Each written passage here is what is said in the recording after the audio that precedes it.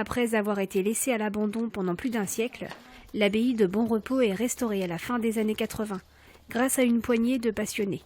Aujourd'hui, le monument historique accueille en moyenne 10 000 visiteurs par an. À droite de cette grande cheminée se trouve le four à pâtisserie. En plus des expositions, des visites virtuelles sont proposées au public. J'aime bien quand on regarde avec la tablette comment c'était avant. C'est intéressant de voir comment ça a évolué au cours des époques, justement l'aménagement intérieur, d'imaginer qu'il y avait plusieurs étages aussi, plusieurs vocations aux différentes pièces, parce qu'elle a été utilisée pour plein de choses différentes, cette abbaye, quoi. L'abbaye a effectivement eu plusieurs vies. D'abord édifiée au XIIe siècle pour être la nécropole de la famille de Rohan, elle a ensuite été investie par une communauté de cisterciens. Il y aura des religieux ici, mais de moins en moins jusqu'à la Révolution française, qui va marquer un point à la vie monastique.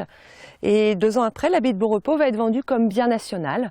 Donc elle va être vendue aux enchères et elle va être rachetée en fait par Julien Lebrise, maire de Rostronin, qui en fera une manufacture de chemises de lin, jusqu'à ce qu'elle soit complètement abandonnée, qu'elle devienne une véritable carrière de pierre. Certains soirs de l'été, son passé religieux refait surface. Défier les moines le temps d'un duel. Un concept d'animation qui s'inspire du jeu Fort Boyard.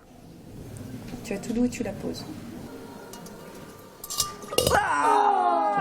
C'est vraiment un cadre redoutable parce que, effectivement, ce cloître, les espaces, là il y a 12 moines qui sont postés dans les dédales. Le poids des années, je pense que ça crée un climat particulier. L'abbaye se dévoilera sous une autre facette lors des spectacles de son et lumière qui se dérouleront jusqu'au 13 août.